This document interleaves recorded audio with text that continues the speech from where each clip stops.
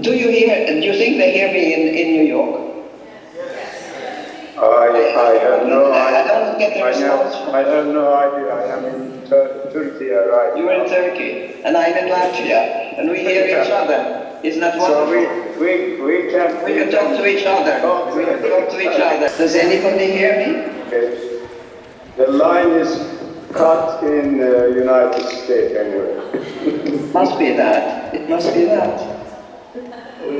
Because I'm getting nothing whatsoever, so if I'm not getting anything, I don't know whether they can hear me. And there's no point in sort of pouring out my heart with my speech. If I'm talking, I'm happy to talk to you, Mr. Ibrahim, but it would be nice to speak as well. It is our great pleasure, Mr. President, to hear from you. So I have a nice dialogue, certainly. Many times have a dialogue, we come together, Nizami Gencevi function. So I think it is today very important debate on... It's a pity yes. About the connection, truly. Anyway.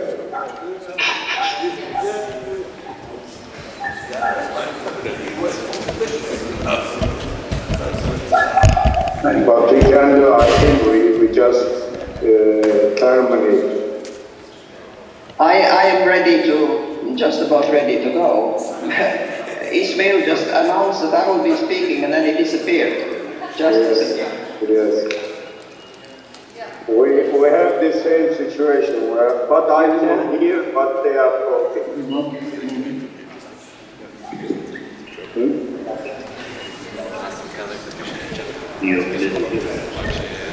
No.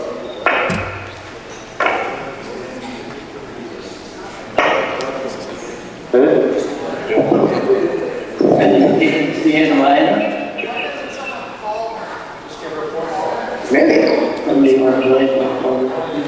Well, ladies and gentlemen, Can someone answer?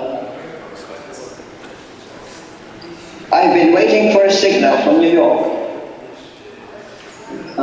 before I start speaking, because I've had a nice dialogue with Mr. Yildirim, who is out in Turkey, but I'd like to be sure that I can reach out to my friends and colleagues and to our respected guests who are present in New York at this 24th High-level Meeting of the Nizami Ganjavi International Center. I shall then proceed. I understand that you can hear me, and I'm delighted to hear that. I've been waiting for over an hour to find my place in the program, and I'm not sure, and you must forgive me, if I do not know exactly where you have reached in your program. Certainly, let me assure you that I am heartily sorry not to be able to be with you. It is always a unique experience when we can meet together face to face and truly have a free and open dialogue.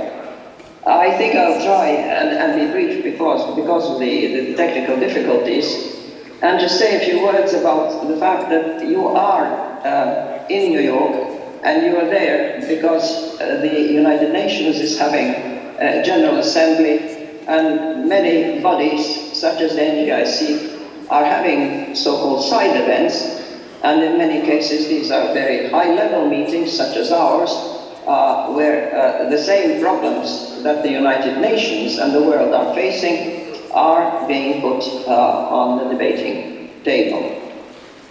The hope when the United Nations was created was to start a new world order that would be better than what had led up to the Second World War and all the horrors and all the consequences that came from it.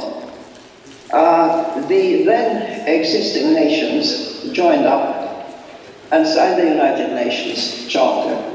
And let us remember that in that charter, the sovereignty and territorial integrity of every member country was put down as a fundamental principle that all nations joining should be respecting.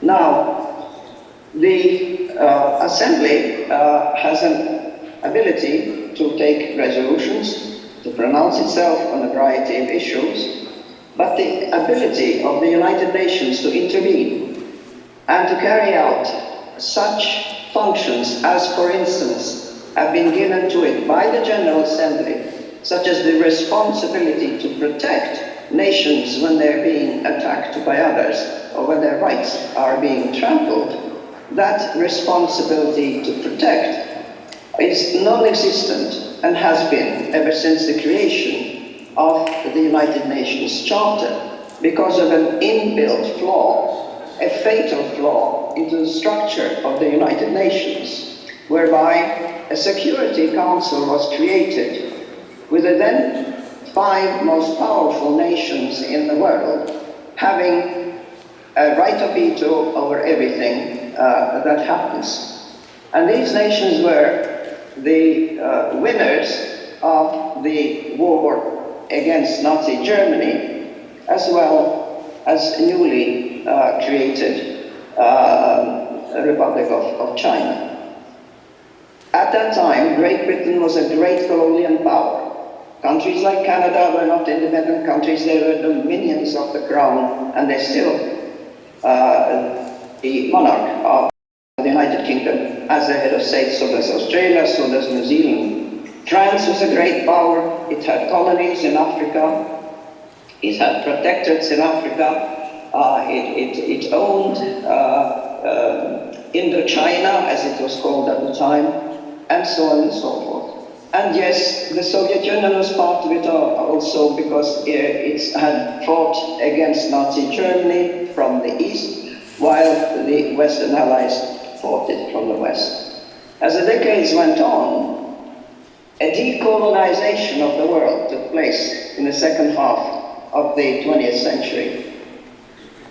Britain and France and Belgium and the Netherlands and every colonial power gradually lost their possessions, their protectorates overseas, and really kept small and almost mostly symbolic parts of other parts of the world as either part of their territory in the case of France or as their dependencies.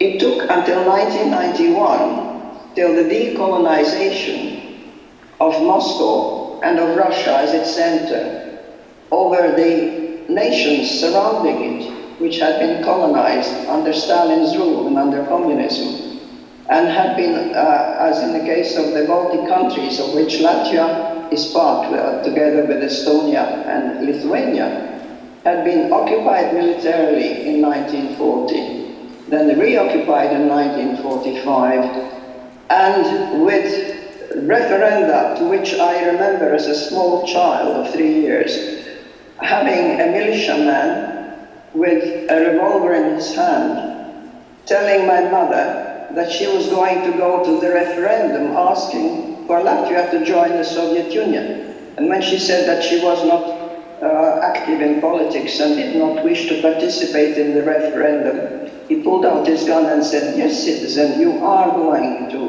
vote in the referendum and you will come with me." Now I understand that today, or the day before, we have heard that Russia has announced that it will have referenda in the parts of Ukraine that it has been occupying either since 2014 or since February 22 of 2022.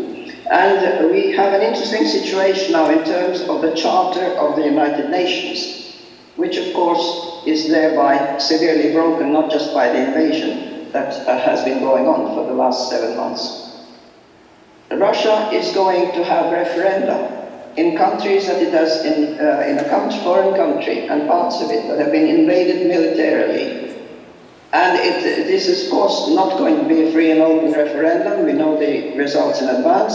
These countries will declare independence from the country they belong to, which is Ukraine, and will then demand to be admitted as parts of the Russian Federation, just like the Baltic countries were forced to demand and to ask to become part of the Soviet Union. And the interesting thing is that when President Putin, I think it was this morning, that he announced the partial conscription that Russia was going to apply from now on in order to defend its territory from aggression. It seems that by declaring parts of Ukraine as legitimate in their eyes territory of Russia, any defensive moves that Ukraine makes against attacks on its people, its citizens, and on its territory, and any military response to the shelling and the bombing and the phosphor bombs and so on, will be considered as an attack on the Russian territory. And that, ladies and gentlemen, I think is going to create a very serious situation worldwide.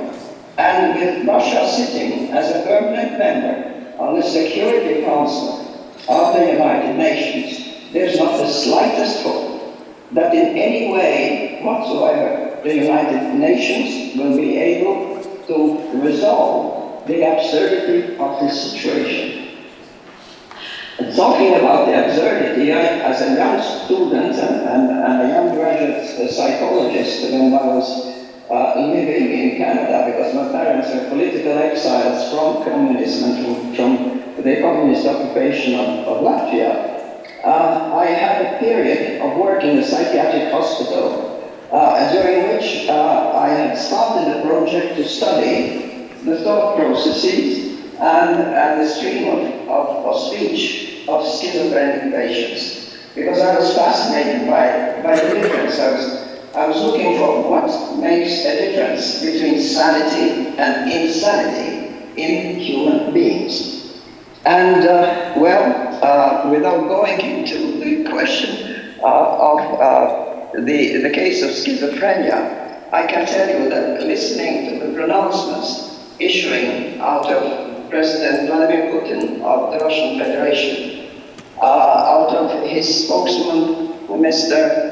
Peskov, or his foreign minister Lavrov and others, I think that the insanity that I saw in this psychiatric hospital of Toronto is nothing, absolutely nothing, to the insanity that we have now to hear from one of the major nuclear powers of this world, and one that has a veto and a permanent seat on the Security Council of the United Nations. I cannot think of a more dangerous thing for the world, much as I, along with all of you out there, and I did hear Kerry Kennedy in her address, and I heard Dr. Zatlers as well, mentioning the issues and the problems that the world is facing. They are there, they have not gone away. Climate change is there and its consequences. The pandemic has not finished, and we may have others coming on. The deprivation of food in many parts of the world is certainly affected not just by climate change and everything else, but also by the Russian attack on Ukraine. When the Secretary General of the United Nations, Mr. Guterres, in his opening speech, spoke of the success of diplomacy in getting grain flowing out of the harbor of Ukraine, I like to point out that this is a very, very modest success, because normally the outflow of grain from Ukraine during the month of August would have been 50 times larger than what was, with a great deal of effort, and thanks to the intervention of President Erdogan and his diplomatic efforts, thanks to the efforts of the Secretary General of the United Nations, a very modest outflow of grain to the Horn of Africa was made possible, which is, as I say, it's 50 times just for the month of August, what it should have been. But now, with the new conscription that's being announced, in the Russian Federation. The announcements that the Russian Federation is fighting against the West. There are news channels that are announcing that black American soldiers are facing the Russian defenders at every step on Ukrainian territory, and the continued crimes against humanity being committed there and being uncovered as territory taken by Russia is retaken by the Ukrainian army.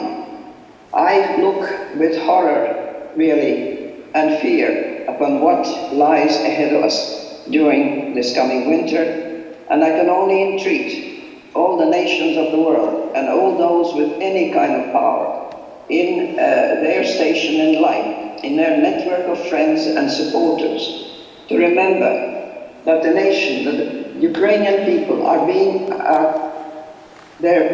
aggressed because they simply breathe and exist on territory that President Putin has decided, for historical reasons, he would like to add to the territory of Russia. And when you, ladies and gentlemen, some of you, talk about diplomatic solutions or the provocations of the West toward the unfortunate Russian Federation, let me tell you that the attacks and the brutalities and the inhumanities committed by the Russian Federation are what you should be really turning your attention to and thinking about, and wondering whether you would like to be a citizen of Bucha or of Irpin or any other place, and to be instantly under the possibility of the sort of experiences that the people in these cities, and especially the women and the children, had to experience. Ladies and gentlemen, I leave you there with these thoughts. There's much to be said about it, but let me assure you that any kind of new world order will not be possible. We will not have progress of democracy if Russia is allowed to continue unchecked and unstopped in its attack on a friendly neighboring country, which is not a danger to it, which had no intention of attacking it, no more than the joining of Latvia, Lithuania and Estonia to NATO presented a danger to the Russian Federation. We do not have an army of the kind that could pose a danger to this country. It is ludicrous to think of our coming under the security umbrella of NATO as being a provocation and a danger to Russia. Yes, it is, if you think of the colonial world under which the United Nations were created. The United Kingdom, France, and the other European countries gave up their colonies, more or less willingly, but they gave them up.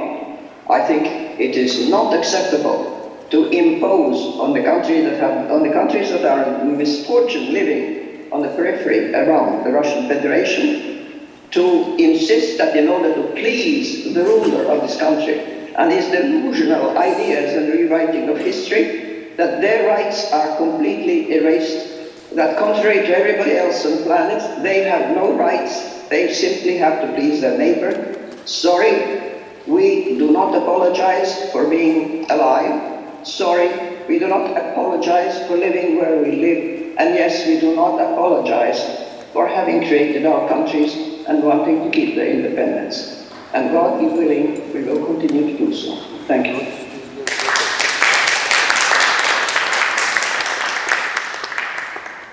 Thank you very much, Madam President.